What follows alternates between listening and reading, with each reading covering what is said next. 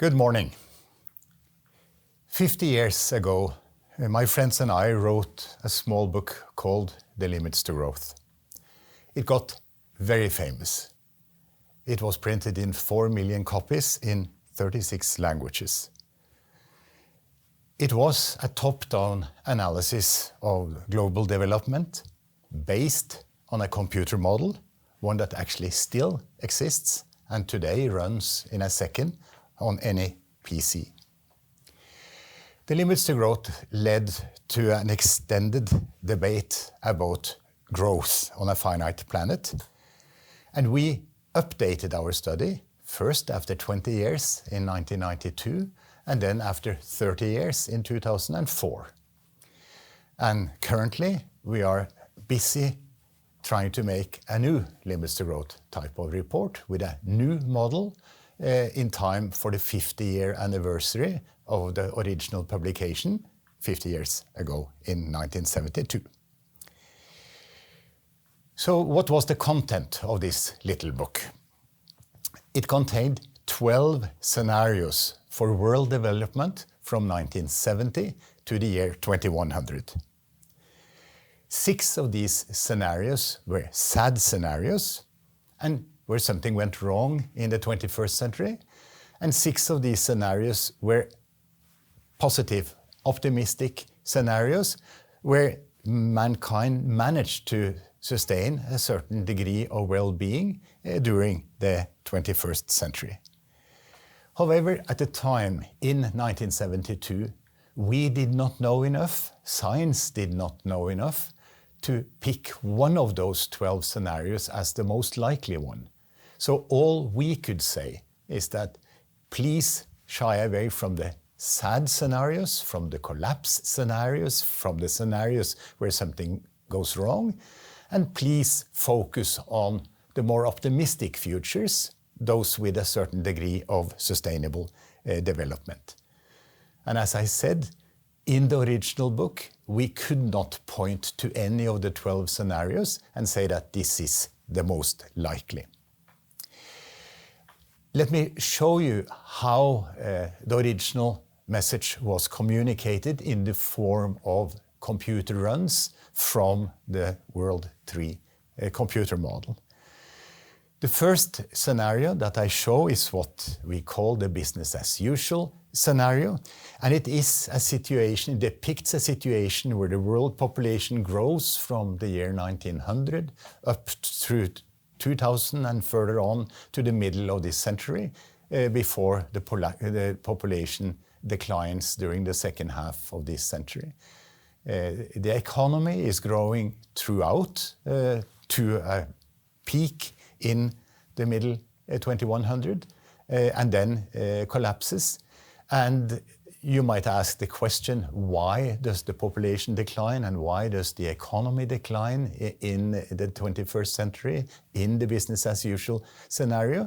And it is because resources run out. The system actually empties the reserves of fossil fuels, which require industry to actually allocate very much more investment into obtaining resources, subtracting from the production of consumer goods and food, and ultimately the agriculture sector collapses, and so that people starve and you get a collapse. So this is a resource collapse in the original Limits to Growth book. The second scenario I show you is what you get from the model system if you assume that there is enough energy in the world to sustain population and economic growth. And in that case, you still get a decline in population and industry in the 21st century, but this time it is because of excessive pollution. So by removing the resource constraint, you allow the system to grow enough that the emission of pollution, which is of course proportional to the activity level, exceeds the carrying capacity of the globe, and you get a collapse. So these are typical overshoot and collapse scenarios, sad scenarios from the 1972 book. The third slide I'll show you is the effect is the first positive type of scenario, and it shows you the effect of assuming accelerated technological advance in lowering the ecological footprint of a certain activity level. So you just assume that technology is faster in reducing the resource use and in reducing the emissions per produced unit. And here you see that you do get a situation where the world population actually stabilizes, so you avoid the population collapse, but you still get an industrial collapse because you overextend the ecological footprint relative to the carrying capacity. The fourth slide, called Sustainable World, is one where we combined the comprehensive technologies with limitations on consumption at high levels. And you see that is what it takes in the system to get a relatively sustainable world with relatively high well-being for everyone in the 21st century. So this is the message that went out. There are 6 sad scenarios, 6 relatively positive scenarios, and the main message was that we need to address the ecological footprint of the human world. You might then ask, what was the scientific question that was actually asked by the limits to growth? It was, what is the most likely result when growth in the world starts to approach the planetary boundaries? Will we get a smooth adjustment to the boundaries of the planet, or will we get overshoot and collapse? Our answer was that the most likely development is the overshoot and collapse. It is not a smooth adjustment to the limits of the planet, and that this overshoot and collapse would occur amazingly soon, within the next 100 years after the publication of Limits to Growth in 1972. To reduce the risk, our recommendation was active effort to reduce the human ecological footprint. We are now 50 years down the line since this WISE report was written, and we can ask the question, what has happened? So we are now 50 years into the 130-year scenarios that we made at the time. And I'll show you in a number of slides what the actual development over the last 50 years has been relative to the 4 scenarios that I spoke about 2 minutes ago. So in the first population, you see that the world population has expanded more or less in pace with the 4 chosen limits scenarios, but that the world population is actually starting to exceed what was assumed in what was calculated in Limits to Growth. The second slide shows that the industrial production that has more than doubled since 1972 is more or less on track with Limits to Growth. The third slide shows that the remaining reserves of fossil fuels in the ground has of course declined over this period due to the heavy use of coal, oil and gas during these 50 years. But the decline is more or less in line with limits to growth, and is far from a collapse. The world does not look as if it is going to run out of coal, oil and gas. The fourth scenario shows that emissions of pollutants is rising, just like in Limits to Growth. Different pollutants grow at different rates, and the most important pollutant is, of course, CO2 from fossil fuel use, and which is growing perhaps a little bit faster than assumed in Limits to Growth. The fifth slide I'll show you is perhaps the most interesting, because it shows that the food production, the food per capita, is holding up better than in any of the 4 scenarios that I copied from the Limits to Growth. But you should notice that here food consumption is measured in calories and not in grain, which is an important difference, because we use a lot of grain in order to produce the meat that is currently being consumed.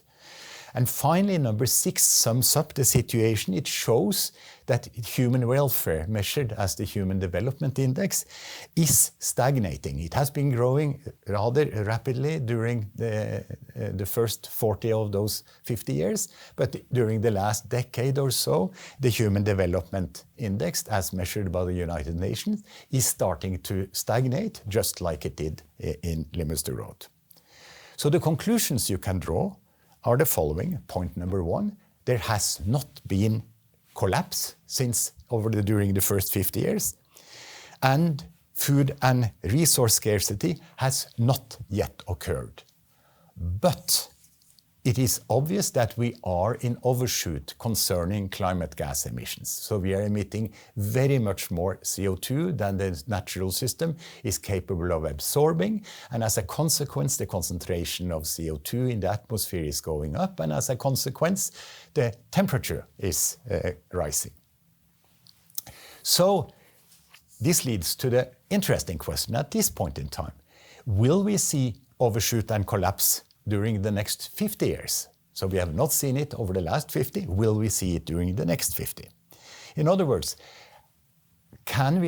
will we manage to get out of the climate overshoot and draw down emissions to a sustainable level in a smooth manner without getting a collapse?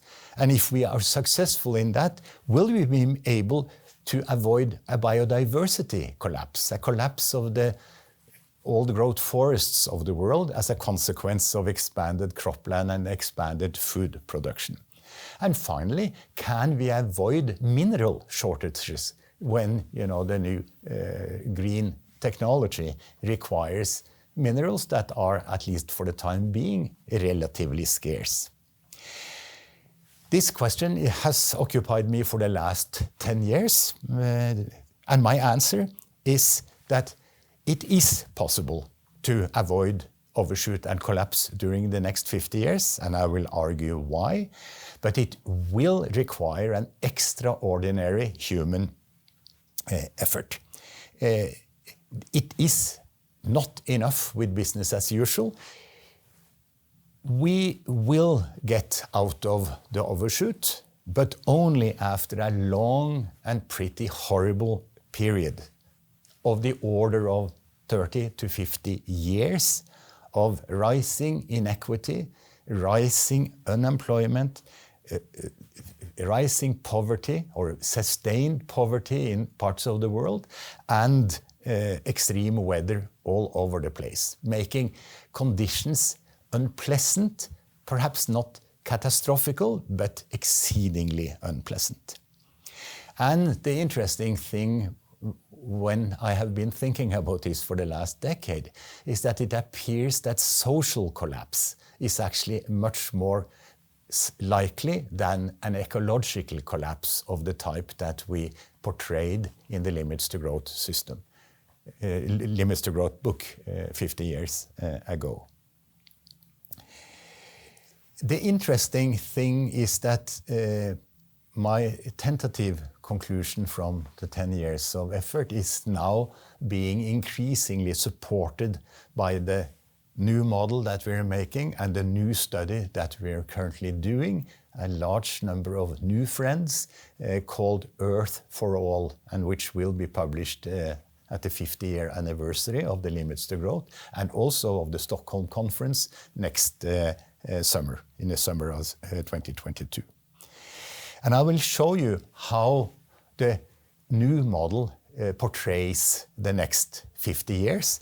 I stress the fact that this is work in progress. We will spend the next year refining and hopefully coming up with other conclusions, but this is what is currently the result from the Earth 4 model, which is the name. And you see in the slide that now there is a picture over time from 1980 to 2100. So we are no longer starting in 1900, we're starting in 1980.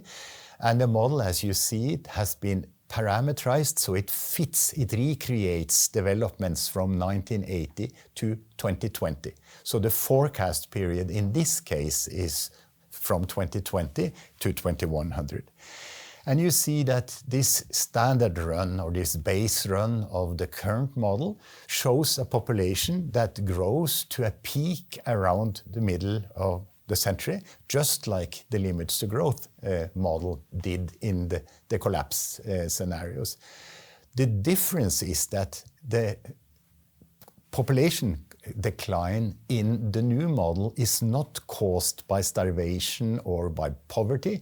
To the contrary, it is caused by the fact that women choose to get fewer children when they get richer. So you see the peak at roughly between 9 and 10 billion people occurs in 2050, and then we have a rapid decline in the population during the second half of this century because most nations at that point in time have put in place health systems, education system, and contraception for everyone.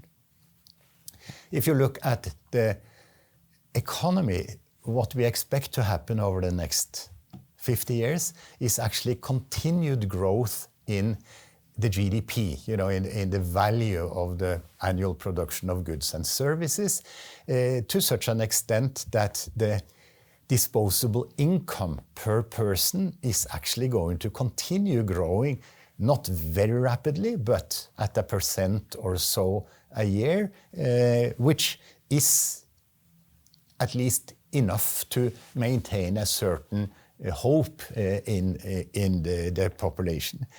But you will also notice that during this period, we have continuing decline in what we call the worker share of income. The share of the value created, the share of the GDP that actually ends up as salaries for the vast majority of people. And you see that inequality is, of course, the same as a decline in the share that is negotiated, by the workers as a share of the total value created. The rest, the difference between the total value created, is of course kept by the owners, the capitalists that actually own the capital that is at work. And you see this decline in the graph. You see also another thing which is bothersome, and that is the temperature rise. The global temperature in our standard run actually passes plus 2 degrees centigrade in 2050 and reaches a peak of 2.5 degrees centigrade in 2075 before it starts declining.